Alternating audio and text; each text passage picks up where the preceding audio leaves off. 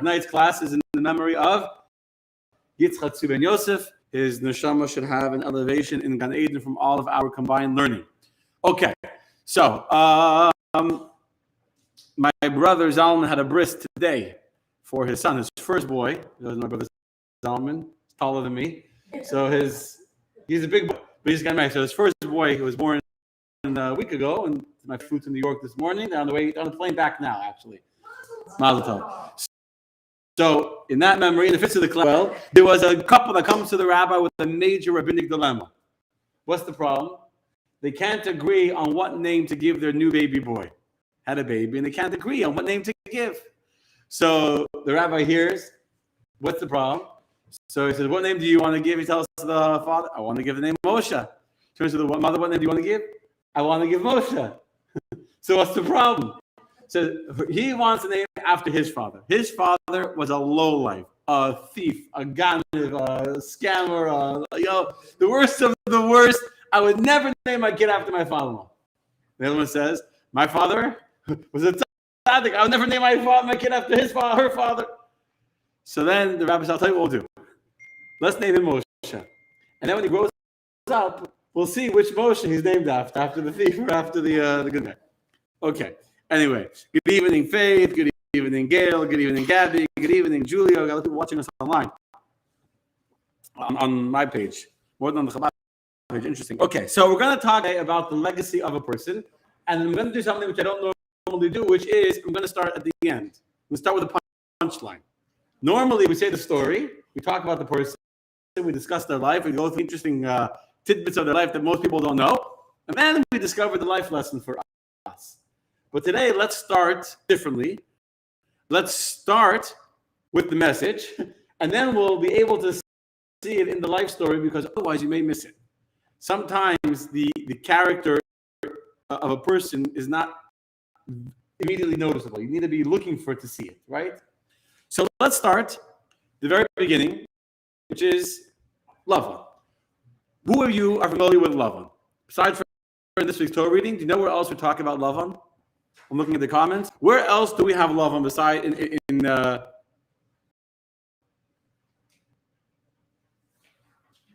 where else do we have Lavan? Aside from the Torah, a famous place you all have read about him. Every single year you read about Lavan. Nobody knows? A whole room full of brilliant people like you? Sounds familiar. You can't remember. Yeah. By the way, Esther, you're looking at the page. If you look at the page, you can cheat. If you look at the page, the people on Facebook don't have a page to look at. In the Haggadah, that's correct. So in the Haggadah, we have a very, very interesting statement. Say, Ulamad, Ma Bikesh Lavan Ha'i La'ases. Go out and learn, what did Lavan the Aramean want to do to our father Jacob? What do you want to do? Pharaoh had issued a decree against the male children. But Lavan, the hero, the person that we're going to talk about tonight, Lavan wanted to uproot everyone.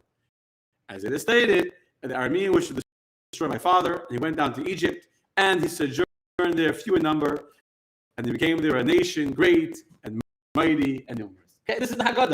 Every single year on Pesach, we read these words where we make a distinction between Pharaoh, who's a pretty bad guy, but Pharaoh only wanted to kill the boys.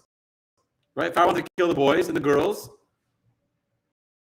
Help me out. We're allowed, oh my gosh. The girls were allowed to live, right?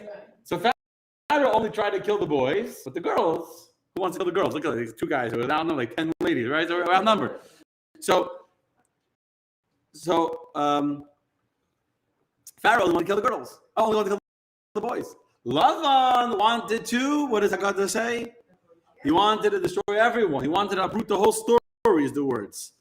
He wanted to destroy the entire story, and therefore, because he wanted to uproot everyone, those are the words, he wanted to uproot everyone, therefore Lavan in a way is worse. And on Pesach night, we remember how Yaakov was saved from Lavan. We'll talk about the story soon. How Yaakov was saved from Lavan, who wanted to kill all the Jewish people. So I ask you a very simple question. Lavan is the grandfather of the 12 tribes, right?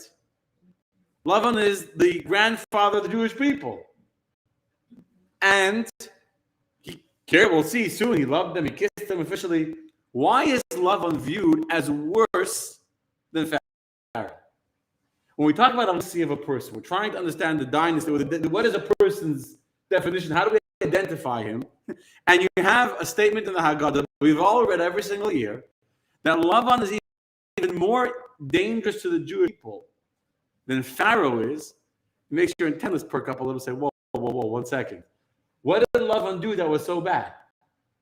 What's the story of Lavan that he ended up with such a bad legacy, such a bad rap, that he's considered even greater enemy of the Jewish people than the Pharaoh that tried to kill us? And is this the same Pharaoh that Moshe talked to? Yeah. The Pharaoh of the Haggadah.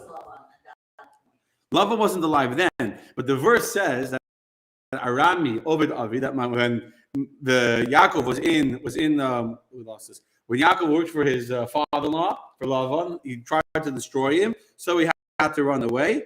And because he ran away, he was saved. And now we remember the story of the Jewish people with a negative. I'm not going to Pesach class down the Haggadah. We saw the negative story of the Jewish people in the situation, how we were saved from the negative situation time and time again. That's the reason why we start with the negative and then to the positive. We were in danger and then we were saved. But what I want to focus on is not the Haggadah. And there's some beautiful things in the Haggadah that I learned today. I just want to understand what's so bad about Lavan. What makes him such a bad person that we're told he's worse than Pharaoh? By the way, it doesn't say here, but he's worse than Esav. Esav also wanted to kill Yaakov, right? But Esav didn't make it into Haggadah. We don't say, remember, Esav, he was worse than Yaakov. Esav wanted to kill Jacob. No, there's Pharaoh, and there's Lavan, and Lavan is worse. Sorry. Why? What's so bad about Lavan? That's true. We're going to discover that Lavan is very, and that's true. And therefore, does that make him worse than Pharaoh? Does being greedy make you more dangerous to the Jewish people than being a baby killer? Pharaoh bathed in the blood of Jewish kids. Was he Jewish? Chased after him, didn't say that rightly that your kids are really my kids? Yes, we'll talk about him saying that. Lavan says that your kids are my kids. We're going to quote that verse. I love that verse. It's a crazy verse. I love it. We're going to quote it later on in the class. What about it? Yes. Was Lavan Jewish? It's a great question. Lavan, I'm watching the chat, by the way. Lavan was a brother of Rivka. He was a brother of Rivka. But he wasn't really Jewish. And Andrew's on. Hello, Andrew. Hello, Luis. But hello, Rika. But no, Lavan wasn't Jewish. Of course, commentaries, we talked about this. To be Jewish before the giving of the Torah was not about your mother. Except for Esav as an exception. I had a whole debate with my brother. But besides for Esav, Jews before Matan Torah, the giving of the Torah, were Jewish by their belief system. After the giving of the Torah, God made a covenant with the Jewish people, now became part of our DNA. And once you're born to a Jewish mother, or once you go to the mikvah, then you're a Jew, and that's it. Okay, anyway. Question, the answer is yes. Being greedy to your people is worse than being a killer to your people. Okay. Adam, you may be right. We'll see where the class takes us. We'll see where we go. But Adam is watching. Says yes, to be greedy is worse than to be Pharaoh. You agree? You can't see Dora, Adam, but she's making she's rolling her eyes a little bit. You said greedy. Okay. So now that have I gotten your curiosity? Have I hooked you in? Who is this Lavan? The Haggadah doesn't say he's worse than Pharaoh. Let's find out who he is, right? And then this Pesach, hopefully you'll still remember the class and you'll be able to share it at your Seder table. Although it's not a Pesach class. Okay, so let's start with the story of Lavan, shall we? First time in the Torah we meet Lavan is, who knows? Tell people in front of me, someone? What? Very good, very good. The first time we meet Lavan is when Eliezer, the servant of Abraham, is sent to go find a wife for Yitzchak. Right? We know the story. We haven't talked about it last week. Eliezer, not last week. Last week, Eliezer came with the 10 camels, and he comes to the well. He meets, right? What happened afterwards? He gives her the rings. He gives her jewelry and all that. He says, "There's a place in your house for me to sleep." And she says, "Yes." She goes home to her mother to tell her mother the guest's coming. And what happened? It says, chapter 24, verse 29. You can look at the text you have in front of you. Now Rebecca had a brother whose name was Lavan. And Lavan ran outside to the fountain. He ran. Why did he run? Says Rashi asks us a question. Why did he run? And for what did he run? So it says in the verse, and the next verse in Torah says it came to pass that when Lavan saw the nose ring and the jewelry that he had given his sister, he said to himself, "This rich," and he set his eyes on the money. This is the very first time we're introduced to Lavan. He sees his sister came home with some jewelry from a person who gave him some gifts. The guy get the antenna, right? He sees money, he smells blood, he's out there, he cleans up the house, and in fact, I'm not going to go through the whole story now. We kind of did it last week. It's much more interesting things to talk about, but in the entire dialogue, Eliezer and the family of Rivka, Lavan keeps on interjecting himself. He's only the father of the girl. Interjecting himself. Perhaps he tried to kill Eliezer. The discussion I can't find conclusively if it was Eliezer, if it was Lavan or Besuel. But the point is, Lavan is involved. Lavan is not only is he involved, he's also a faker. Because in the dialogue, when Eliezer tells him the whole story, what happened, he says, "Do you agree to the match, to the shidduch?" What do they say? Lavan speaks before his father. The verse says, "Lavan," and his father Besuel answered, "May Hashem yatzadav, from God this came to be." We're gonna argue against God. Of course, there should be a shidduch. God made it happen, right? What happens in the morning? What happens in the morning? That was during the night. In the morning, they wake up and the leader says, "Give me the girl. I want to go." No, wait a year. Don't go so fast. Eliezer said, "I'm going now.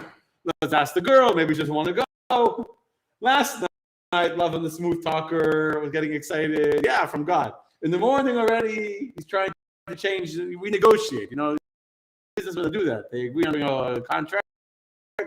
Comes the morning, they're negotiating. Okay, so that's Lavan for us. No, Lavan is the father of Rachel and Leah, the sister of Rivka, who is the wife of Yitzchak, the father of the next generation of Rachel and Leah. Okay. And last week's whole class, we talked about the environment in which Rivka grew up in, that environment of Lavan and Besuel and the swindler and all that. So let's move forward. Now, this week's Torah reading, this week's parasha, Jacob, is running away from his brother Esau, who wants to kill him. Because he told the brother things, he was trying to kill him. So Yaakov runs away to uncle in the city of Haran. He comes to the well. When he comes to the well, he sees Rachel. He sees all the shepherds around the well. He says, "What are you doing here?" And he rolls off the cover of the well. He sees Rachel. He gives her a kiss, and he cries. Very dramatic. A lot of interesting stuff. Now, what happens after Rachel comes back home to her father? She was an orphan, by the way, Rachel. Lavan's wives weren't alive. He comes back home to his father. She comes back home. She says, "Oh, guess what happened? Guess who came to town, right?" And he gets really, really excited. And let's see how Lavan responds, shall we? Let's see how Lavan responds. We're going to go to chapter 28, verse 13. Now it came to pass, when Lavan heard the report of Jacob, his sister's son, that he ran towards him, and he embraced him, and he kissed him, and he brought him into his house. He told Yaakov told Lavan all of these happenings. Now in this verse, it seems that Lavan's a pretty nice guy. Pretty happy to see his nephew. "Hi, nephew, welcome." A big hug, a kiss, come home. He's running to greet him. Now, I didn't put all the Rashi in text that you have in front of you, but I'll tell you what Rashi says. Rashi says that Lavan was so fake. All Lavan cared about was money. Just like last time, when do we find Lavan running? When he thinks there's money to be made. So Lavan saw last time Eliezer came, he ran. Here's Yaakov. Last time the servant of Avram came, he said to himself, last time the servant came, 10 camels. Can you imagine now Yaakov himself is coming? Can you imagine how many camels he has with him? He's running as fast as his feet can carry him. And he comes, and what does he see? Nothing. Garnished, we say. Garnished with garnished. We all know the story. Esau wanted to kill Yaakov, and Eliphaz, the son of Esau, chased after Yaakov, and he robbed him, took all of his money. All Yaakov has is the clothing on his back and the stick in his hand. That's all he has. So Lavan comes running, shortstop. Where's the camels? Where's the jewelry? Where's the nose rings? Where's the silver? So then Lavan says, Yaakov's smart, those Jews. They're smart, those Jews. He's not just going to carry jewelry around in a big bag like it was jewelry. He'll get robbed. It must be on the money patch. So Lavan embraces Yaakov. Why is he embracing him? He's groping him. It's plain, simple English. He's groping him all over. A very romantic hug. All over. Up the thighs, down the legs. No money pouch. So Lavan doesn't give up so fast. It gets worse. Or better. More romantic. Lavan says maybe he has jewelry hidden in his mouth. So Lavan kisses him, the verse says. But not a nice kiss on a French kiss. Like pulling there. Looking for the jewels. Yeah, rated R, Marcia. He's looking for jewels. There's nothing. He didn't search the other parts of the body. Thank God he stopped there. He stopped at the mouth. But after he says, "Okay, buddy, come home. Maybe they can do you stole my flesh. Come home." So that's what the verse says that Yaakov told Lavan all these happenings. He told him how he had been robbed and how he didn't have any money, etc., etc. And then the next verse says, Lavan says, okay, really, it's not exactly the words of the verse, I'm paraphrasing, as commentaries explain, really, I should kick you out of my house. I don't take people in my house for free. But since you're my flesh and blood, and you are related to me, so stay for a few days. And then a few days later, he wants to hire him and make him work for him and pay, as the Medrash says, he paid him half of whatever the wages were. If a we get paid 10 coins a day. You pay. Yeah. And then he says, if you get paid 10, Lavan will say, you're staying in my house, I'm going to pay you 5. If a porter would get paid 6 coins, say, in my house, you get paid 3 coins. So he's paying him half of whatever else was getting. Flesh and blood. Back in his commentary that says, he said, you're my flesh and bones. So since you don't have any money, I'm going to give you bones without having the meat on it. Like, really, I'll serve you, that's all you're getting from me, some dry bones. Okay, so Lavan's not loving out. He looks very loving and kissing, and but it's all for ulterior motives. Okay. Now, what happens? Yaakov says to Lavan, "I want to marry your daughter." Now, let's say you were Lavan for a second. Let's say you were a good father who cared about your girls. What would you say? Wonderful. Let me make a party. Let me make a wedding. What's the date? Let's find a hall. Let's find a caterer. Right? That's what a good father would do. What does Lavan do? How many years are you going to work for me to buy the rights to my daughter? You understand what kind of person we're dealing with over here? There's no dowry. There's no, normally parents marry off the kids, they help them get set up, help with an apartment, no gifts, no dowry, not only that, Yaakov, instead of having able to work for himself at least to pay for build up some savings. Instead, he's working for 7 years. I'm not going to get to the 7 years right now.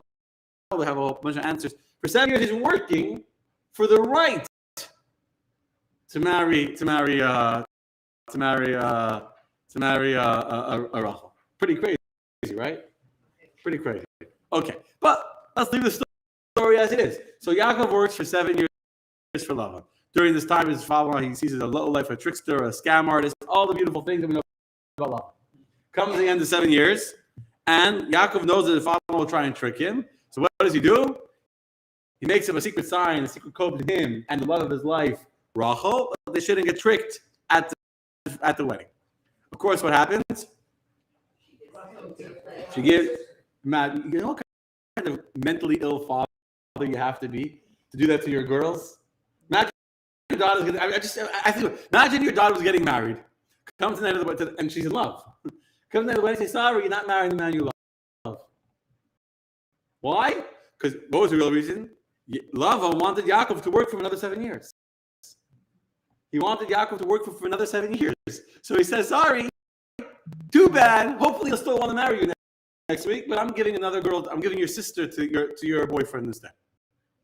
That's the kind of person we're dealing with. I mean, when you put it into simple English like that, it's pretty stark. Pretty like, I don't know if they'll go to jail for doing that today, but I'm saying like that's. Imagine you're a girl engaged. 7 years they're engaged. After a 7-year engagement, sorry, I have a different plan. But that's the famous part of the story. I'm going to tell you some story that you don't know.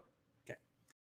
First of all, when he made this party, this feast, he was so cheap, Lavan. He didn't even want to pay for the wedding party. So not only did Lavan trick his daughter and his son-in-law, you know who else Lavan tricked? All the guests at the party. Yeah, how did he do that? How did Lavan make a wedding without paying? It's all Jewish mothers listening. How did he make a wedding without paying for it? So this is what Lavan did. So Lavan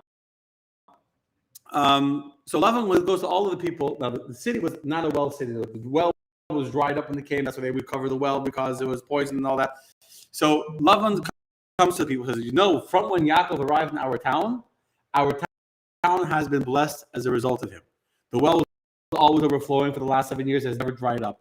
Our crop has been very plentiful. Our harvest has been very plentiful. And everyone in the town knew that the blessing that they had had the last 7 years was a direct result of the presence of this holy tzaddik of Yaakov. So Lavan says to the people, guess what, guys? He's leaving. He's getting married. He's leaving. I know he made this up, but they're going to leave. But I have a plan how to keep Yaakov here for another 7 years to continue blessing our produce and our well and all that. I'm going to switch my girls around. I'm going to marry off the other daughter, Leah, and then I'm going to make him work another 7 years. So that this way he'll stay for another 7 years. So he'll be blessed. Do you agree with the plan? Now, of course, the whole city was a bunch of thieves. Lavan was a thief amongst thieves. He was a scammer of the scammers. There's a whole city full of scammers, of con artists. He was the king of them all. So we say, great idea. Let's keep Yaakov here for another 7 years. Let's trick him. Let's do it.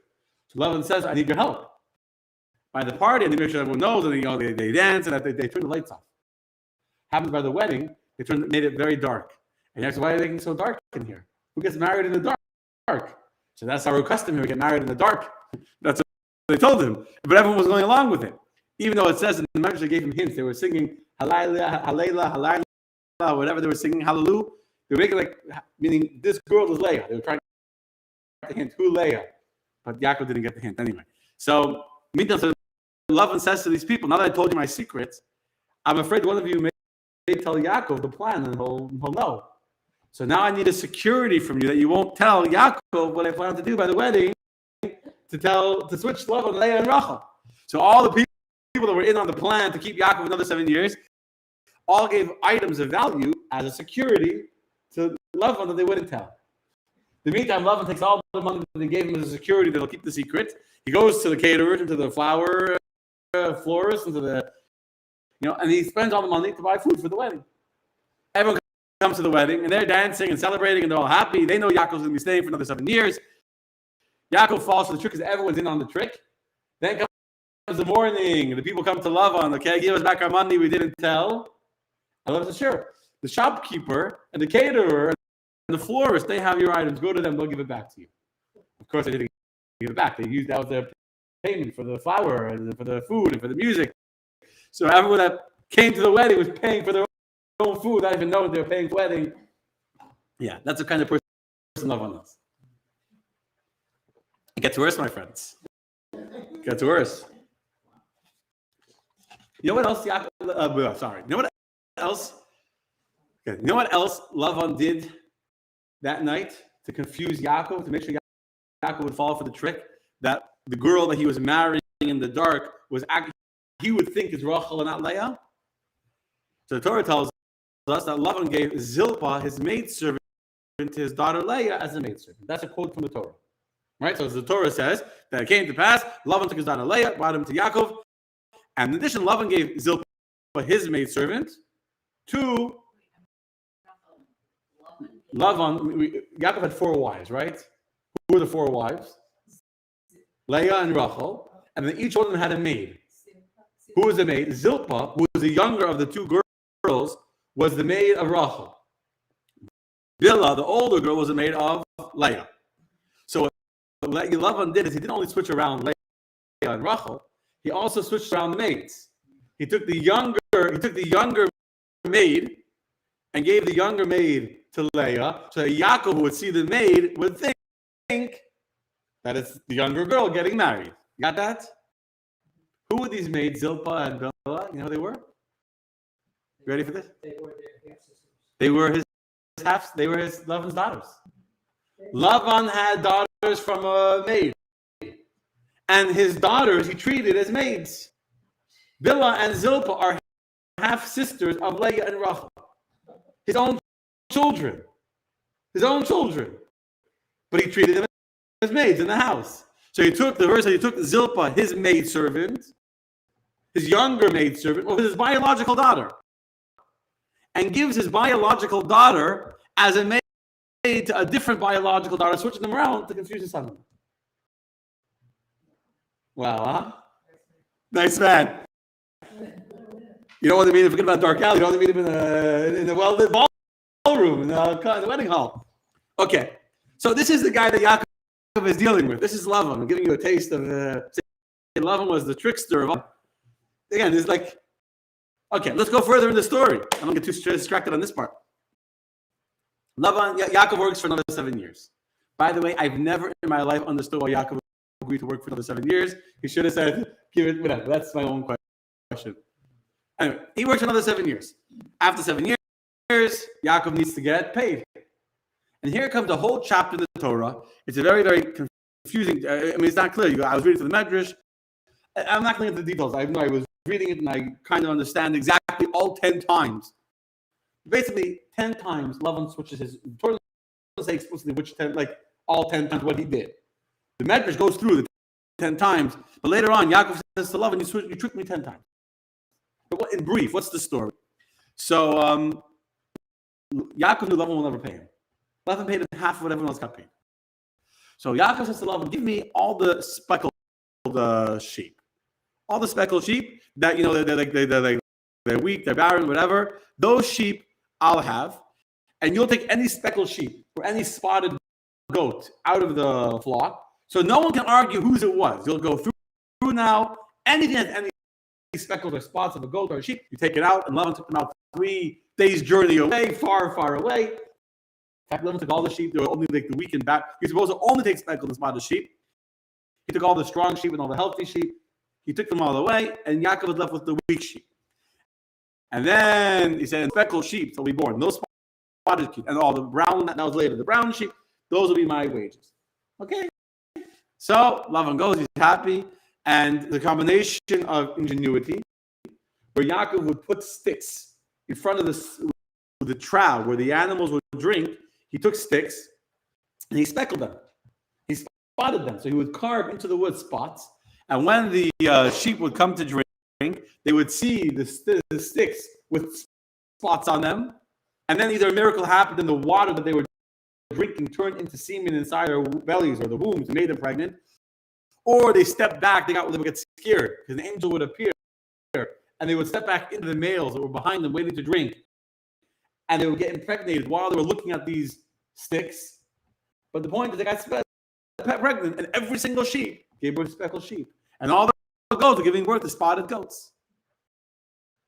In addition, later on we're going to learn that there was a dream where angels came and took the sheep and the spotted goats and the other animals that had been stolen by Lavan and taken far away, brought back to the flock because the males had to be to allow the girls to give birth, the female sheep.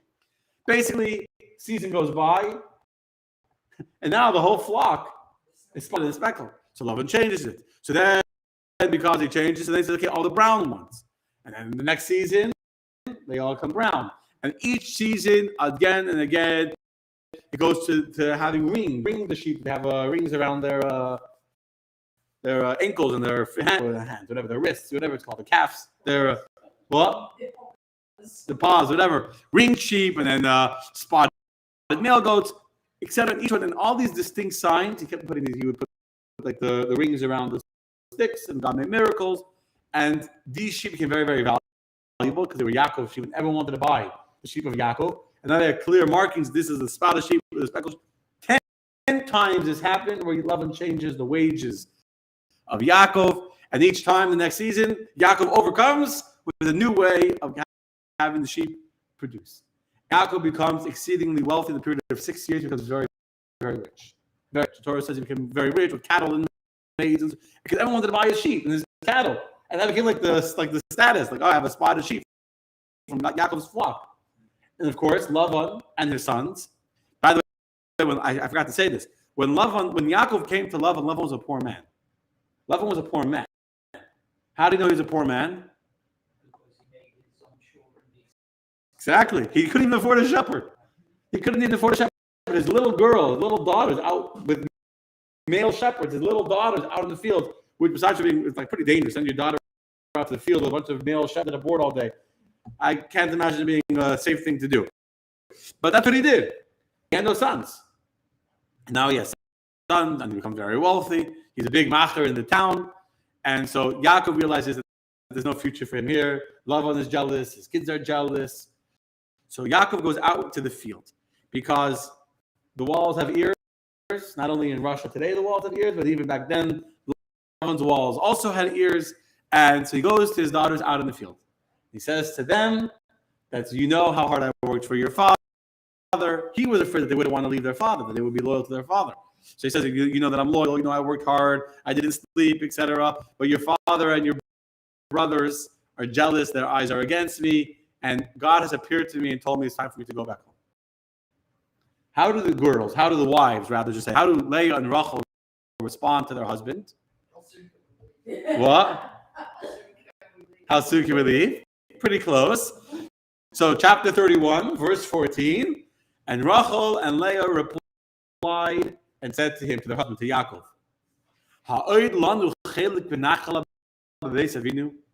do we still have a share or an inheritance in our father's house? Are we not considered by him as strangers? For he sold us and also consumed our money. So here you have clear black and white. These girls say, listen, you don't need to convince us to leave. We know that our father looks at us like property. He sold us to you. No dowry, no gifts. We don't even have an inheritance in our father's house because he has brothers. We have brothers now. We are in his eyes like strangers, like nechis. He sold us. He took our money. We have nothing here. We're ready tomorrow. Okay? So when he hears that, they wait till Lavan goes out of town. So Lavan's flock, if you remember, was 3 days away, right? 3 days away was his flock. He was afraid of Yaakov taking his sheep. So he went with his sons to go shear the flock. While he was gone to go shear the sheep, Yaakov gets up early in the morning. He packs up all of his stuff. I don't know how quickly you can pack up all your kids, but he did it pretty quickly. They pack up, and they start to journey. They go for 3 days. Now, you'll see that 3-day journey is not so far. When you travel with kids, you don't go so far. So they're traveling. You know what happened? It's not in the Medrash says this. The well of the city dried up. When Yaakov left town, the well that had been blessed for the last 20 years, 14 years he worked for his 2 wives, 6 years he worked to make money, 20 years have gone by. And now that he left, the well that had been 20 years dried up. So people got suspicious, and people went to Lavan, who was 3 days away, to tell Lavan, by the way, Yaakov has left town. 3 days go by, messengers arrive at Lavan, your son-in-law has left with your family, with your daughters, with your grandkids. He goes with his sons back, 3 days back, and now another day of journeying, so it's 7 days later, and in 7 days, Yaakov has traveled with his kids and the sheep and everything, a 1 day's journey. A 1 day's journey. Sounds like a Jewish journey, right? They stopped for lunch, and then there was a bathroom break, and then they, I could describe it, whatever. They're journeying, they're going, Brigade. So they come. That night, Lavan catches up the next day, the 7th day. He catches up, Yaakov's camped on the mountain, and he's right before by Har HaGilad, by the Mount Gilad. That's where they are, somewhere in the north. And that night, before Lavan's going to attack Yaakov in the morning, when they're almost caught up, God appears to Lavan in a dream. Now, the truth is, the commentaries tell us that Lavan did not deserve to have God appear to him in the dream. Lavan was no holy man, as we've already discovered. But in the merit of Yaakov to protect Jacob from the powers of Lavan, God appears to Lavan in a dream, and he warns Lavan, do not do anything to Yaakov. Not good, not bad. Because even the good of the wicked, Lavan's good is also bad. Don't do me any favors. An expression, it's right here in the Torah, in this week's Torah reading. God says to Lavan, don't do Yaakov any favors. No favors. Just, you can say goodbye if you want. Don't do anything. Don't bless him. He doesn't need your help. I got it under control. Okay. So, I see the people liking the comments. Okay. So, and it comes the morning. Lavan comes to meets Yaakov. And of course, he's so dramatic, Lavan. I decided on the whole thing here. Let's do actually the text is here. Let's do the text. How Lavan presents himself as the victim. I just love it for the drama, for the psychology, because I love psychology. But look at the way Lavan presents himself to his son. Verse 27. Why have you fled secretly and concealed from me and not told me? I would have sent you away with joy and with songs and with drum and with harp. I'm quoting Lavan. This is literally, his daughter said, let's run for our lives. The guy sold us like cattle. I would have sent you away. And Yaakov, why didn't he go out to the field? Because he knew that his father would never let him go. If you would have told me, I would have had a whole band, a five-piece orchestra to accompany you on the way. And you did not allow me to kiss my sons and my daughters. Now you have acted foolishly. This is Lavan's warning. By not giving me a chance to say goodbye and going behind my back, you've acted foolishly. Why? Here we come to something very, very interesting. Lavan says to Yaakov as follows, verse 29. I have the power to inflict harm upon you. But the God of your father spoke to me last night, saying, beware of speaking with Jacob, either good or bad. How does Lavan have power to do good, to hurt, to inflict harm, Yaakov, if not for the warning of God? From here we see that Lavan had powers of black magic. He had powers of magic. Lavan had spiritual powers of sorcery, of magic, and Lavan could have inflicted harm. In fact, yesh, the Hebrew word is yesh lekel yadi. Lekel is like a language of godly, of spirituality. I have spiritual powers, and I can harm you. I could curse you. I could turn you into a frog. I don't know. I could do stuff to you. But because God came to me in a dream last night, therefore I'm not going to do anything to you. I'm going to leave you alone. I'm not going to do anything to you. However, I still have a complaint. What's his complaint? His idols had been stolen. Rachel, one of the wives of Yaakov, had stolen the idols of her father when they had left, because she knew her father worshipped idols in secret, so he wanted to find idols. So what happens? He starts to do a search around the whole. Yaakov did not know that Rachel had taken the idols.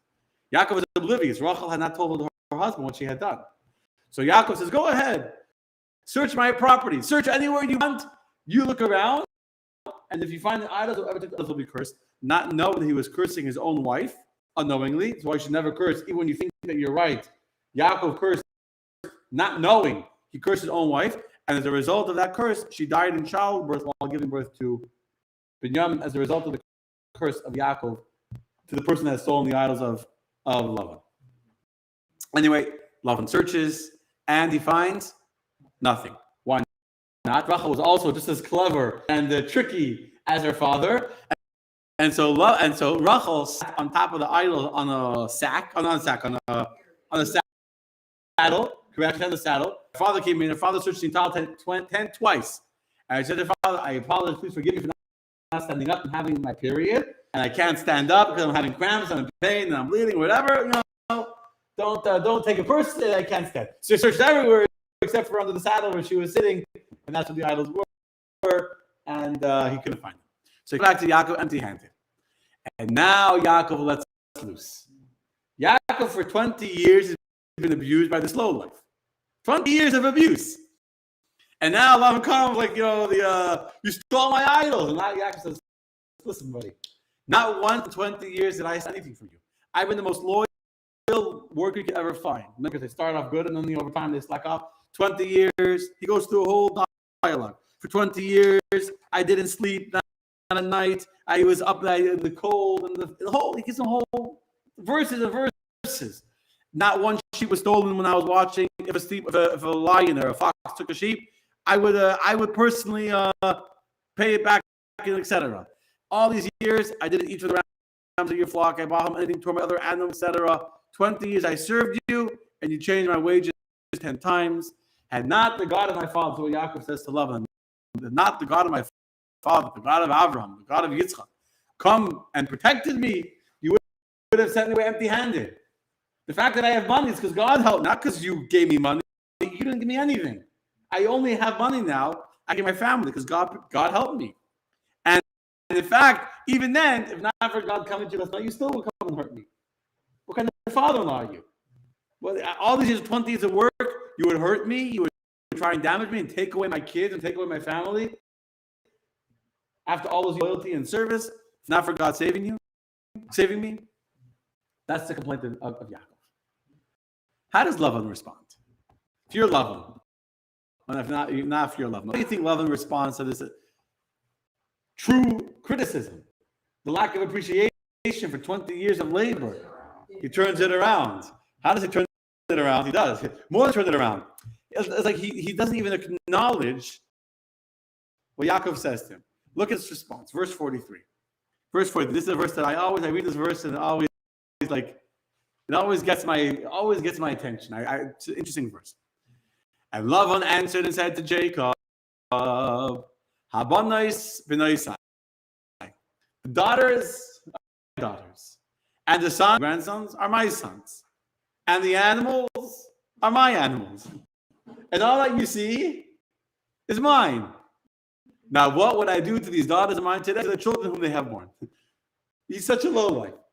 They're my daughters. They're my sons. It's my cattle. All your wealth is all mine, with capital M. Because it's mine. I'm not because God came to me in a dream last night and said, don't do anything to Yaakov. Don't do him any favors either. But because they're mine, so what would I do to them? They're all mine. And this is the mindset of Lavan. It's all me, mine, and a little more me, so it's mine. So it's, I don't know what you're talking about, Yaakov. It's not like he turns it around. I don't know what you're talking about. You worry. It's mine. You have family, they're mine. You have kids, they're my grandkids. Everything is mine. That's the only way that Yaakov can see the reality. Can see the reality of the universe is mine. Yeah, we know people like that, but that's okay. By the way, after this, Yaakov and Lavan make a peace treaty. They put up a monument of stones called Gal Eid, and then they make a peace treaty that each one of their kids will never cross to the other. They leave ways. Yaakov heads back to Israel, and there's a very interesting end to the story. Interesting footnote. I only discovered this when I was preparing. That's why I love preparing these classes. Guess what happened? When Lavan comes back home, he discovers that while he was chasing Yaakov, other people in the town knew that Lavan was chasing Yaakov. The house was empty, and thieves came and robbed his house. And when he came back from Yaakov, all of his own personal belongings had been ransacked. His home had been completely looted, and everything of value had been taken.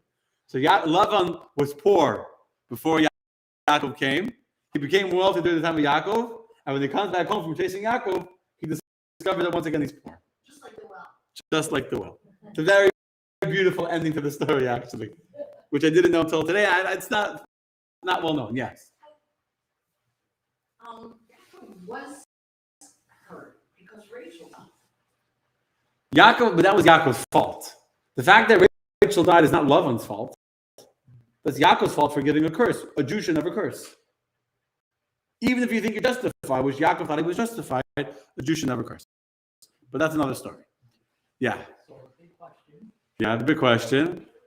Yes, the man was a low life and he was greedy. Yes, the man was a lowlife. How is that worse than Pharaoh who killed innocent children? Oh, okay. Hello, Shira. Hello, everyone that's watching. We're ready for, let's go back to the Haggadah. Let's go back now and understand. And now let's understand who is Lavan. And why is this Lavan that we've got to meet tonight? Why is he worse than Pharaoh? Pharaoh is an open, avowed enemy of the Jewish people. Pharaoh doesn't pretend to like the Jewish people in any way or form. Pharaoh says, they're going to kill us. We got to fight them. We got to kill them. We got to enslave them. Let's throw the babies in the Nile. There's no false pretenses to Pharaoh's agenda. Lavan is family, quote unquote. Lavan sees Yaakov, he's running and hugging and kissing, full body hug, groping every part of his body, all down his legs, the TSA hug, right? Thank God TSA TSA doesn't do the kissing part. That'd be, TSA hug without the gloves. Lavan, time and time again, openly expresses his love for his family. Right? We just read verse 43. What's verse 43? I love them. They're my daughters, my sons, all mine. Earlier, when he first met Yaakov, I wanted to just kiss them goodbye and make a concert for them, get some band and some drums and some choir to sing. That's all I want. I love my family. So when Lavan talks to you, he's dripping with honey, like dripping. He's oozing with love and kindness and my beautiful kids. It's all over the place. But what is it really? It's all about him. It's not even a hypocrite. It's not a hypocrite. A hypocrite means I know that I'm lying. A hypocrite is really, I think this, but I'm going to say that. Lavan didn't think he was lying.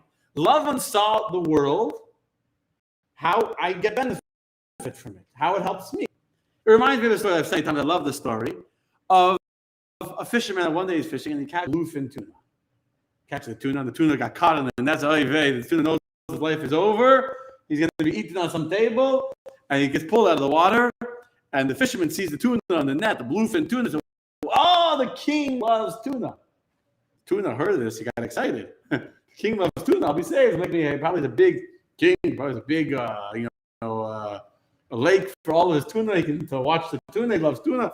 The fisherman's so excited. He throws all the other fish to the side, takes his tuna, he puts it into a special container with water, makes sure it's has space and that it's alive and that it's healthy.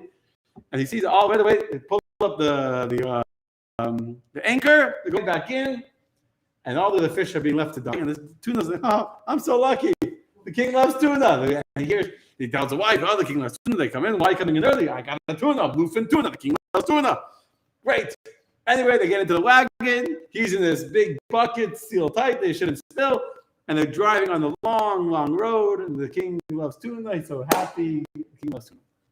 Comes to the guards at the gates of the palace. I'll make the story short. Comes to the gates of the palace. And the guard says, who are you? I'm a fisherman, but I have a tuna. Oh, the guard says, the king loves tuna. Come right in. This is great. He loves it. They come to the next guard, look by the actual palace. Who are you? I caught a tuna. Oh, tuna. Bluefin tuna. The king loves tuna. Come right in. They come right to the palace inside till the king himself comes running. He sees the tuna, gets so excited. Let's quick, let's go to the kitchen so we can prepare a delicious dinner. Dinner? The king loves tuna. He sees the chef pulls him out of the container. He has a knife in his hand. And the tuna understands very quickly what's about to happen. With his last breath, he turns to the king and says, King, you don't love tuna. You love yourself. And yourself loves the way that tuna tastes. Understand? You don't love tuna. You love you. You love you. You like tuna. The taste is good for you. So because you love yourself, you don't care that you're killing me because you love yourself. Lavan loved himself. And Lavan's life was about how much money I have, what's for me. My kids are here to serve me. My money's here to serve me. Yaakov came to town to serve me. The people that came to the wedding, they should pay for the wedding. He didn't think he was stealing them. It's like, I should pay for the wedding? That doesn't help me. They should pay for the wedding. That's in my best interests. This is Lavan. His only loyalty is to himself. And here we come to the difference in Yaakov and Lavan. Both Yaakov and Lavan, both were shepherds. They both had sheep. They both made money. What was the difference? Lavan served his money. Lavan's life revolved around his money. His kids were not important to him. What was important to him was his money. Yaakov understood that my money is to serve me. My money is only there to serve me. And this is the threat of Lavan. When you have an enemy that comes and says, I want to kill the Jewish people, I want to destroy them, we know what we're dealing with. And we can pray, we can save ourselves. But when you have someone who comes, who's not a Hitler, he's not a Pharaoh, he's not a Ahmadinejad. Who is he? He's a cutthroat Jewish businessman. He's a member of the family. And he says that to me, money is more important than my values. That's what a cutthroat businessman is. If I have to hurt someone else to get what I want, so be it. That business is business, right? Business is business. My values are, yeah, I always said the joke. It's a great joke about this thief, Yankel the Ganav, who one day the day after Yom Kippur, comes to the rabbi's office, the night after Yom Kippur, says, Rabbi, your sermon today was so inspiring. The whole service was beautiful. You made me want to do teshuvah. You made me want to repent and become a better Jew. So I decided I don't want to steal anymore. I want to return all the things that I stole this past year. I don't remember who came from who. Here's a whole sack with candlesticks and gold. And I stole this year. You can return to the people I stole it from so I can do teshuvah. The rabbi is like, wow. You know how good that feels? You inspire someone to change their life, to repent, to give back the money that they stole. He gives Yankel, gets up, he gives him a big hug. They embrace. It's beautiful. Okay. Anyway, the guy leaves. He's looking at stuff, trying to figure out if it's too late to go tell people. He looks to see what time it is. His watch is missing. He was sure he put on his watch. My watch. Yankel the Ganav just here gave me a hug a second ago. Could it be he just stole my watch? So he goes running after, quickly before he leaves, he runs after Yankel the Ganav. He catches him in the street, says, Yankel, my watch is missing. Did you take my watch? He says, Rabbi, I couldn't help it. It was right there on your thing. So I thought you did teshuvah. I thought you changed your ways. I thought like Yom Kippur inspired you to become a better person. He says, yeah, Rabbi, Yom Kippur inspired me. Yom Kippur was beautiful. But business is still business. Right? So a Jew that says business is still business and my values are less important to me than my money, and less important to me than my business, and less important to me than money, that's the greatest threat to Judaism. That's what it means that says God will uproot everything. Pharaoh wanted to kill us. That's true. He wanted to kill the boys and the girls. He wanted to kill us. But what Lavan wanted to do was not to kill us physically, but to cause us to spiritually and morally die within ourselves. A tree can be standing and be dead. Correct? In my backyard, I had a tree, big palm tree. We moved, it was dead on the inside. And one day I leaned against it and I literally almost fell down. The whole tree was completely rotten on the inside. It was empty. Nothing. I literally almost fell. I fell into it. Jewish people without Torah, without values, without a commitment to God, who are only focused on money, may not be physically chopped off. We may not have been drowned by Pharaoh, but we're empty. It's a spiritual death. It's a moral death, and that's much, much greater. What did you exactly say? Lavan wanted to kill us spiritually, morally, ethically. Lavan, it's not so much. Lavan wanted to make us become focused on the physical money, physical objects, physical, tangible, materialistic lifestyle. The spirituality of our lives, the values of our life, not important. Which is why when Yaakov was coming to Lavan's house, what did Yaakov do before he came to Lavan's house? Remember what he did the night before he came to Haran? We looked at this morning. He went to sleep on the mountaintop. That night he had a dream of the ladder and the angels. What did he do before he went to sleep and had that dream of the ladder? You're talking about the rock? Yeah. Well, he put 12 rocks around his head. He put rocks around his head to protect himself, not to be damaged by wild animals. I'm going to ask you a klutz kasha, meaning it's a simple question. If you're afraid of animals attacking you in the middle of the night, why are you only putting rocks around your head? What about your arms? What about your heart, your organs, the rest of your body, right? How does it help you to put rocks around your head? The verse says he put rocks around his head. And what about the rest of his body? Not important? The head is spiritual. And if you're not afraid of the animals and you're trusting in God, then why are you putting rocks around your head?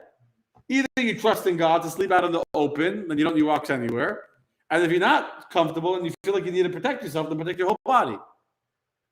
Explains the Rebbe something so beautiful. Yaakov wasn't afraid of animals. That he trusted in God. Yaakov was afraid of the spiritual danger that was coming to him in the house of Lavan. Yaakov came from 14 years studying in the yeshiva of Shem and Aver.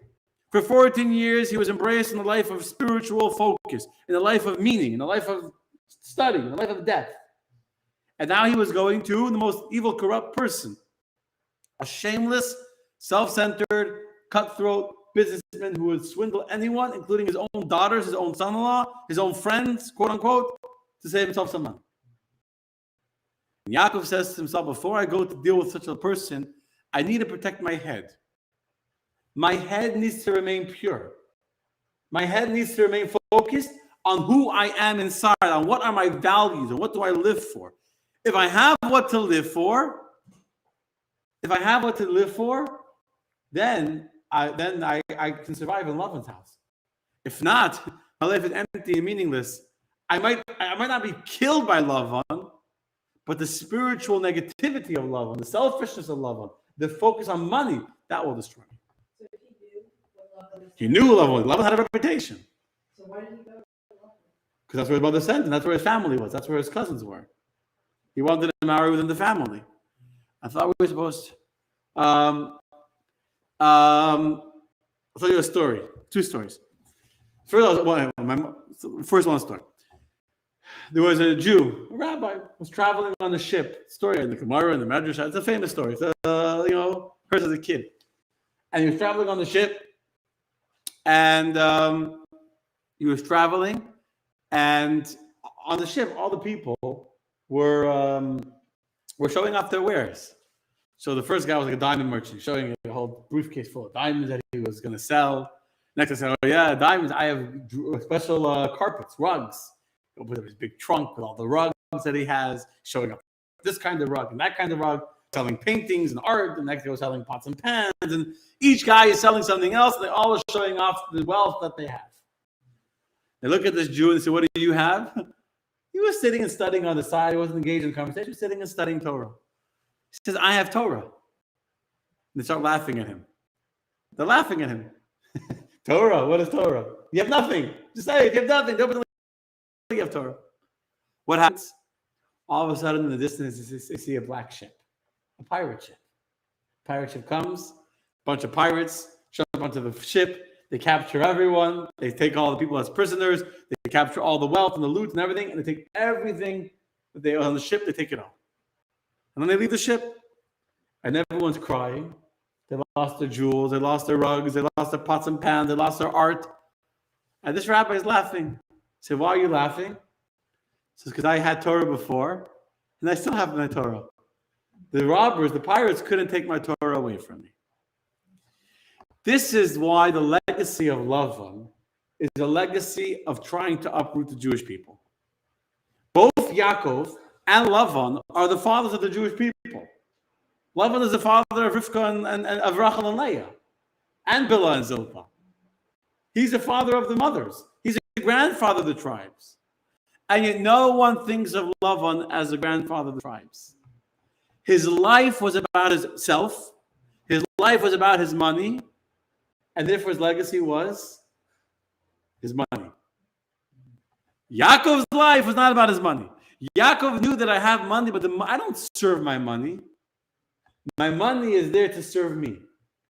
I have money so I can have a big family, so I can pay for what I need, so I can take care of my kids. But the money I'm not a servant of my money. I don't live for my money. My money is for me. And therefore, what's the legacy of Yaakov? It's a legacy of being the father of the 12 tribes. That's his legacy. We don't think Yaakov was a rich man, a rich shepherd. He was. But that's not his legacy. Understand? My mother, I mentioned my brother's bris today. My mother used to always tell us as kids. I remember hearing many times. Growing up as a kid, money was very tight. Parents had a school. The last person to get paid, if there wasn't enough to cover the payroll, was my mother. Was the principal. My father was sure. So very often my mother wouldn't get paid. And money was tight growing up. I was saying somebody needed things we didn't have money, but she would say, "I have a lot of riches. It's just not bankable riches. It's not bankable." Some people have a lot of bankable riches, and they're miserable. They're miserable. They have no happiness. They have no joy. They have nothing meaningful, nothing good in their lives. But they have a lot of money in the bank. So when the bank statement comes once a month in the mail, they get to look at the bank statement. They can go online, and every day they can go look and check their balances to make sure no one robbed them. Oh, at least I have $10 million in the bank. I don't know, $100 million, whatever I have. Nachas, I don't have. Happiness, I don't have. Friends, I don't have. But I have a lot of money. That is the danger of Lavan. The danger that wants to uproot all of Judaism. So Rebbe explains, it's Lavan's danger was not a physical danger. It was more dangerous than the physical danger.